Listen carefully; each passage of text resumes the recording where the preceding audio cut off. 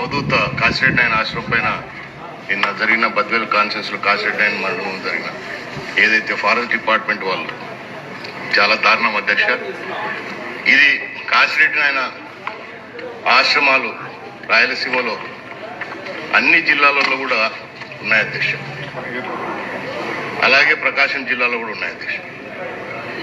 So అనేక మార్లు దీనిపైన గతంలో కూడా ప్రభుత్వం దృష్టికి కూడా తీసుకురావడం జరిగింది అధ్యక్ష. ఈ ఇష్యూ ఏదైతే కాశీరెడ్డి నాయన మండలంలో జరిగిన ఇష్యూను ముఖ్యమంత్రి గారి దృష్టికి కూడా నాకు తెలిసి బద్వేల్ కాన్ఫరెన్స్ ఇన్ఛార్జ్ వాళ్ళు కూడా తీసుకుపోయారు. నా నియోజకవర్గంలో కూడా ప్రతి మండలంలో కూడా ఈ ఆశ్రమాలు ఉన్నాయి. ముఖ్యంగా బండి ఆత్మకూరు మండలం ఓంకారం అక్కడ కూడా ఉన్నాయి అధ్యక్ష. ఎక్కడైనా ఈ అవధూతలవి కానివ్వండి, మా శ్రీశైలం మల్లికార్జున స్వామి కానివ్వండి, అన్ని అడవులలోనే ఉంటాయి అధ్యక్ష. భగవంతుడు కానీ అవధూతలు కానీ వీళ్ళవన్నీ కూడా అడవుల ప్రాంతాల్లో, అడవులకు దగ్గరలో అడవులలోనే ఉంటాయి. సో అనేక సంవత్సరాలుగా అనాదిగా ఈరోజు కొత్తగా ఏర్పడిన స్ట్రక్చర్స్ ఏం కాదు, కొత్తగా ఏర్పడినట్టు కాదు అధ్యక్ష.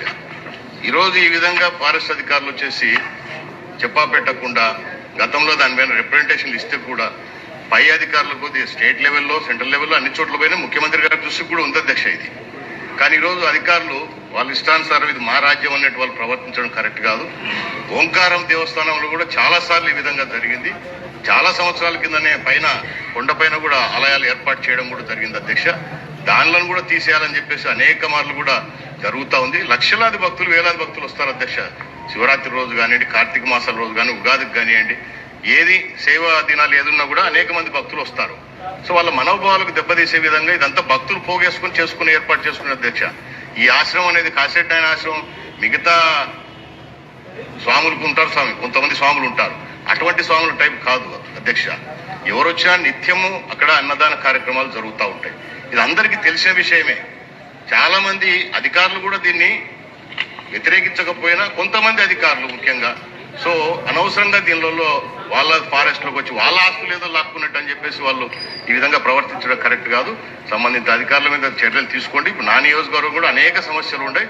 దీనిపైన కూడా నేను అనేక మార్లు రిప్రజెంటేషన్ కూడా చేశాను. అయినా కూడా రిపీటెడ్గా మొన్ననే ఈ మధ్యన మహానంది నుంచి అధ్యక్ష, మహానంది టు దేవస్థానం నుంచి గాజులపల్లెకు R&B రోడ్డు. సో దాన్ని రోడ్డు గత మన ప్రభుత్వంలోనే శాంక్షన్ అయిన రోడ్డు అధ్యక్ష అది. సో దాన్ని ఇప్పుడు గత 5 సంవత్సరాలలో వాళ్ళు చేయని రోడ్డును మళ్ళీ R&B మంత్రి గారి ప్రోత్సాహంతో, ముఖ్యమంత్రి గారి ఆశీస్సులతో మేము ఆ రోడ్డును మళ్ళీ మొదలు పెడితే దానికి డబ్బు తీసుకొచ్చి ఇప్పుడున్న పరిస్థితులు, ఆర్థిక పరిస్థితి ఇబ్బంది ఉంటే కూడా ఆ రోడ్డు వేయకుండా అడ్డపడినారు అధ్యక్ష. సో నిన్న అధికారులు మళ్ళీ కలిసేసి ఇది ఆల్రెడీ ఎగ్జిస్టెడ్ రోడ్, 2 అడుగుల రోడ్డు ఎక్కడ ఉంటుంది అధ్యక్ష?